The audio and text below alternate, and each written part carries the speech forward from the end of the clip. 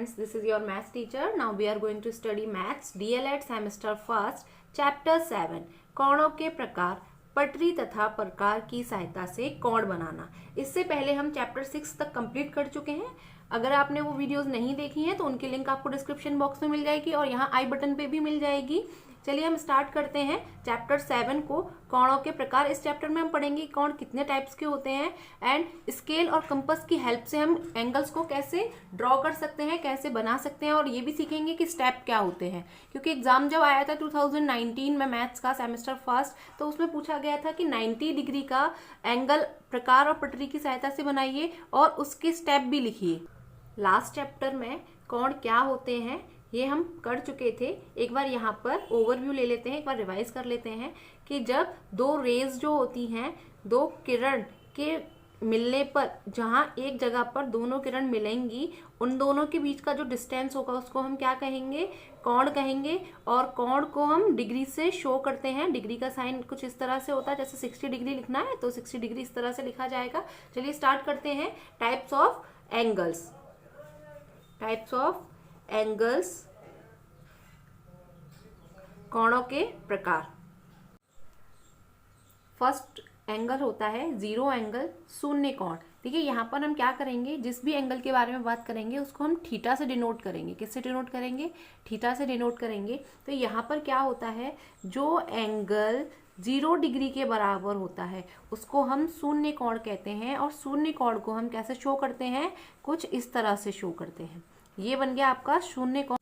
इसे नेम से डिनोट करने के लिए यहाँ पर क्या लिखेंगे, 0, एंड यहाँ A लिखेंगे एंड ये B। तो इसको हम शो कैसे करेंगे कि एंगल AOB बराबर कितने डिग्री का एंगल है, 0 डिग्री का एंगल है। जो पॉइंट होता है जहाँ पर ये लिखा होगा पॉइंट पर O, उसको हम सेंटर में लिखेंगे। इसको हम और तरीके से भी शो कर सकते हैं, इसको ऐसे BOA भी लिख सकते हैं। ये भी कितने डिग्री का है, 0 डिग्री का एंगल है। नेक्स्ट क्या है आपका, न्यून कोण, एक्यूट एंगल। देखिए एक्यूट एंगल क्या होता है, जो भी एंगल होगा वो कितने डिग्री से, 0 डिग्री से तो बड़ा होगा और 90 डिग्री से छोटा होगा। ये क्या होता है, ग्रेटर देन का साइन, और ये लेस देन का साइन होता है।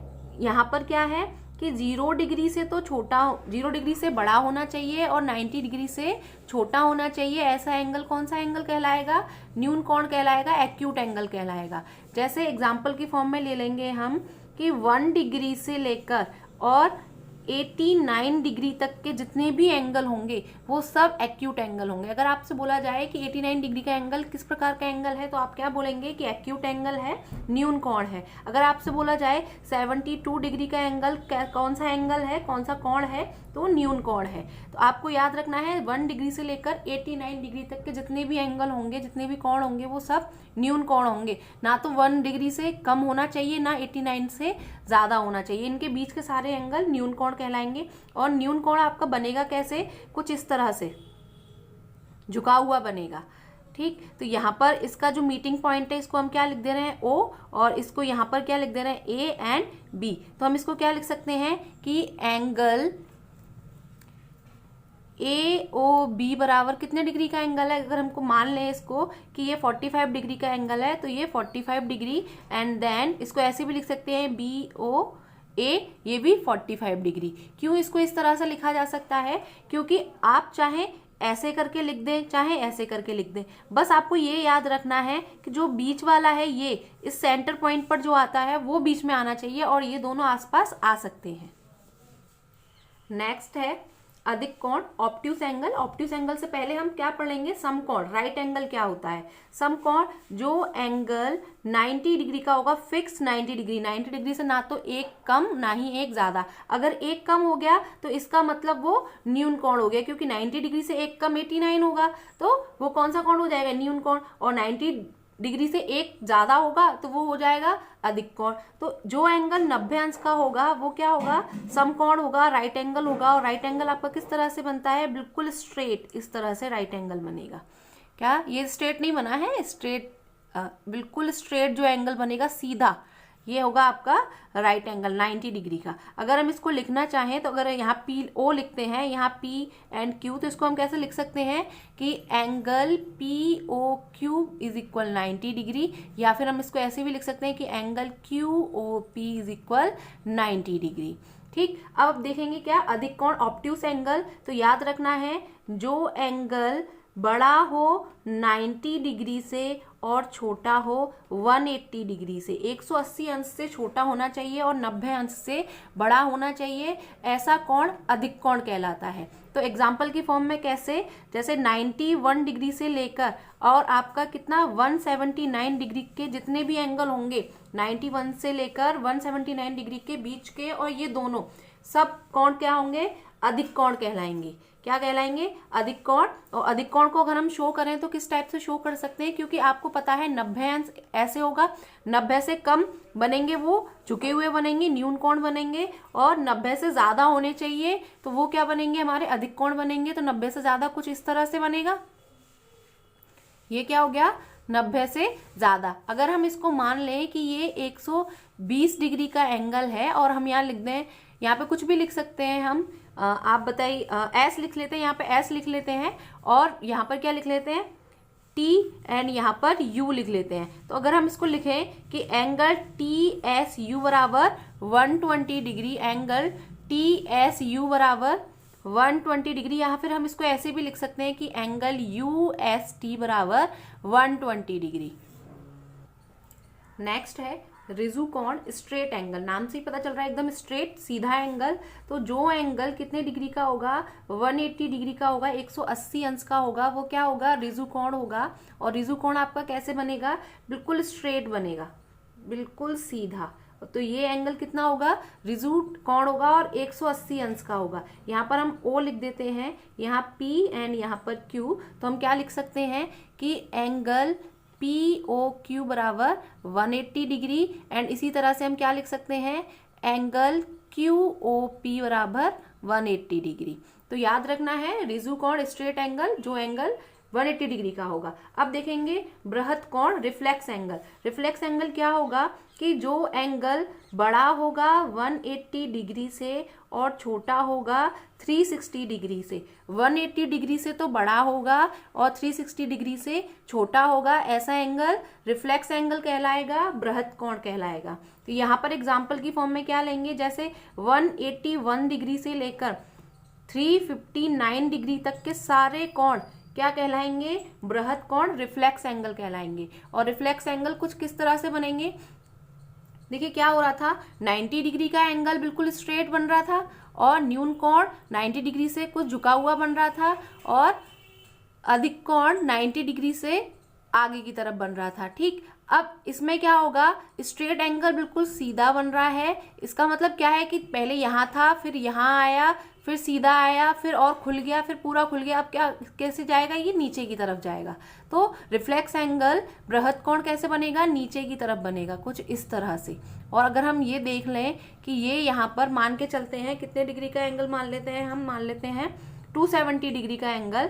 तो 270 डिग्री का एंगल कितना हो, क्या कहलाएगा, हमारा रिफ्लेक्स एंगल कहलाएगा, बृहत कोण कहलाएगा। इसको भी लिखने का वही सेम फॉर्मेट है कि आप यहाँ पर सेंटर पे O लिख लो, यहाँ P लिख लो, यहाँ Q, कि एंगल POQ बराबर कितना है 270 डिग्री, या फिर ऐसे बोल दें एंगल QOP बराबर 270 डिग्री। ठीक, अब क्या है संपूर्ण कोण, इसमें भी बिल्कुल नाम से क्लियर हो गया, संपूर्ण बोल रहा है मतलब कंप्लीट एंगल। तो जो एंगल कितने डिग्री का होगा, 360 डिग्री का कंप्लीट होगा, वो हमारा संपूर्ण कोण कहलाएगा। तो जैसे इसको कैसे बनाएंगे, यहाँ पर एक लाइन ड्रॉ कर लेंगे और जो ये कंप्लीट एंगल होगा, एक सर्कल, ये सर्कल भी 360 डिग्री का होता है। आपको याद रखना है कि एक वृत्त की अधिकतम कितना डिग्री का हो सकता है, एक वृत्त अधिकतम 360 डिग्री का हो सकता है। तो यहाँ पर ये संपूर्ण कोण कितने डिग्री का है, 360 डिग्री का है, ना तो 360 से एक ज्यादा, ना ही 360 से एक कम। इसको भी सेम इसी तरह से शो करेंगे हम, यहाँ पर लिख देंगे O A एंड B। तो एंगल AOB बराबर 360 डिग्री, या फिर हम क्या लिख सकते हैं, एंगल BOA बराबर 360 डिग्री। अब आपको याद रखना है, क्या याद रखना है कि जब हमने 0 डिग्री का एंगल बनाया था तो उसमें सिर्फ इस तरह से बना दिया था, तो वो 0 डिग्री का हो गया। लेकिन यहाँ पर कंप्लीट सर्कल बना दिया है तो ये 360 डिग्री का हो गया। जो हमने ये 7 प्रकार के एंगल पढ़े, ये हमने किस आधार पर पढ़े हैं? ये एंगल हमने पढ़े हैं परिमाण के आधार पर। परिमाण के आधार पर हमने अब तक ये सारे एंगल पढ़े हैं। अब हम किसके आधार पर पढ़ेंगे? अब हम पढ़ेंगे स्थिति के आधार पर, कि स्थिति के आधार पर एंगल्स या कोण कितने प्रकार के होते हैं। तो यहाँ पर क्या है, जैसे फर्स्ट अगर हम लिखें आसन्न कोण, क्या? आसन्न कोण, इसको इंग्लिश में क्या कहेंगे हम? एडजेसेंट एंगल, और इसको हिंदी में एक और नाम से जाना जाता है संलग्न। संलग्न मतलब पास पास के, पड़ोसी पड़ोसी। एडजेसेंट मतलब हम पड़ोसी के साथ क्या करते हैं? एडजस्ट करके चलते हैं। ऐसे ही इसमें एडजेसेंट एंगल में, आसन्न कोण, संलग्न कोण में क्या होता है कि क्या होगा कि आपके घर की जैसे दीवार है एक, और आपके पड़ोसी के घर की दीवार, दोनों में एक दीवार कॉमन हो सकती है। इसी तरह से यहाँ पर क्या है कि जैसे एक एंगल बना है और दो ये एंगल है, ठीक, इस पर एक ये लाइन है, ट्रांसवर्सल लाइन, इसको कट कर रही है। ट्रांसवर्सल लाइन, तिर्यक रेखा क्या होती है, ये लास्ट वीडियो में मैं करा चुकी हूँ।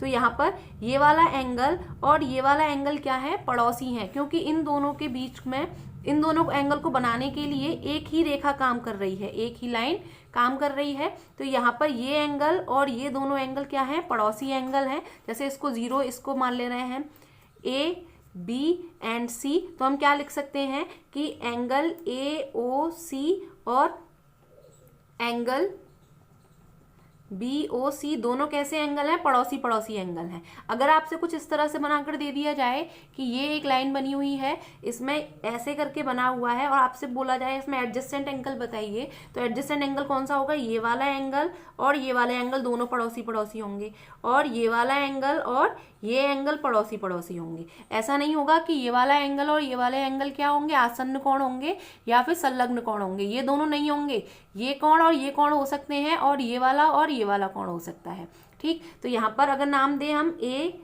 ओ, P, Q, R and S, और हमसे पूछा जाए कि इस कोण में आसन्न कोण बताइए, तो आसन्न कोण कौन कौन से होंगे? तो angle P O Q and angle O Q O R दोनों क्या होंगे? आसन्न कोण होंगे। ऐसे ही angle Q O R and angle R O S क्या होंगे? आसन्न कोण होंगे। और क्या हो सकते हैं आसन्न कोण? कि angle P O Q and, देखिए पी ओ क्यू ये वाला एंगल, और कौन सा हो सकता है? ये कंप्लीट एंगल, ये वाला यहाँ से यहाँ तक, तो इसको हम क्या लिख सकते हैं? Q O S. इसी तरह से ये वाला एंगल और ये कंप्लीट एंगल, तो यहाँ पे हम क्या लिख सकते हैं इसको?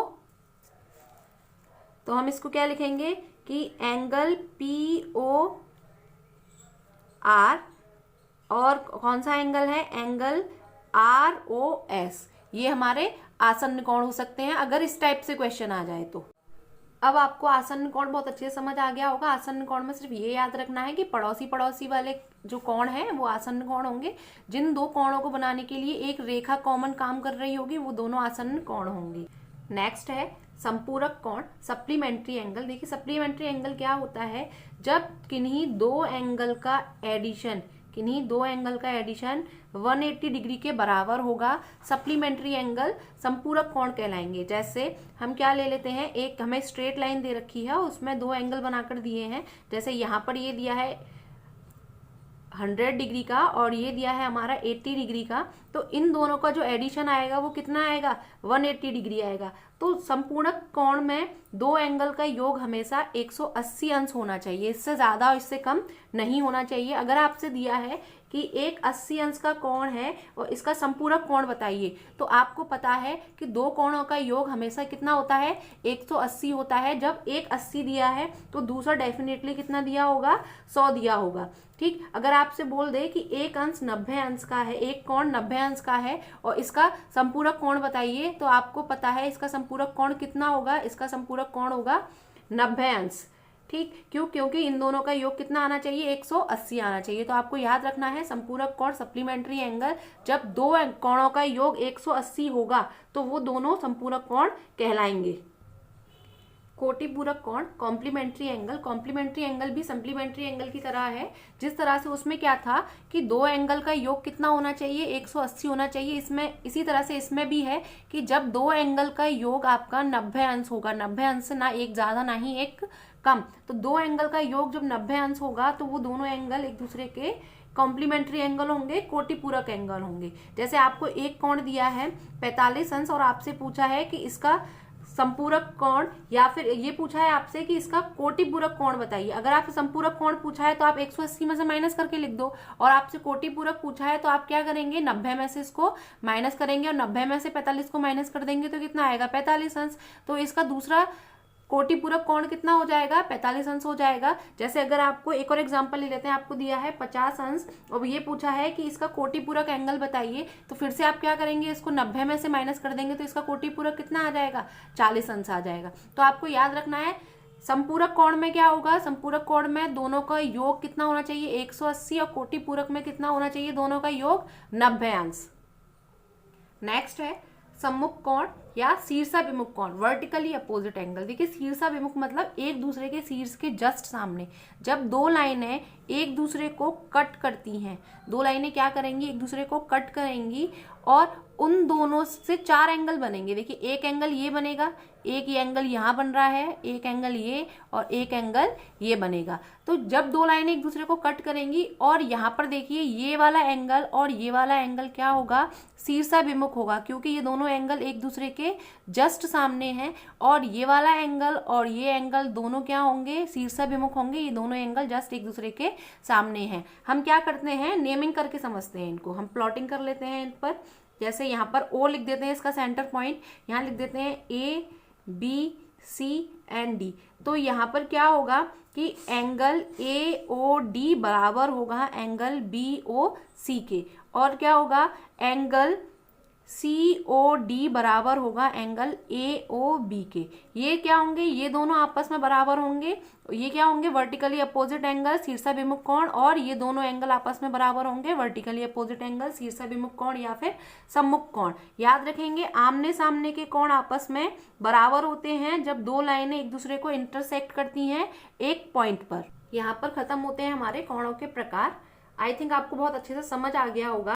अब हम कोणों को प्रकार और पटरी की सहायता से बनाना नेक्स्ट वीडियो में सीखेंगे, क्योंकि ये वीडियो बहुत लंबी हो जाएगी और फिर आप लोग बहुत बोर होने लगते हैं और वीडियो को कंप्लीट नहीं देखते हैं। इसी तरह से डीएलएड सेमेस्टर फर्स्ट के मैथ्स को चैप्टर वाइज कंप्लीट करने के लिए आप क्या करेंगे कि चैनल को सब्सक्राइब करेंगे, लाइक बटन को प्रेस करेंगे एंड बेल आइकन को प्रेस करेंगे, जिससे आने वाले वीडियोस की नोटिफिकेशन आपको मिल जाएगी। एंड फ्रेंड्स तक वीडियो को शेयर जरूर करेंगे। Thank you.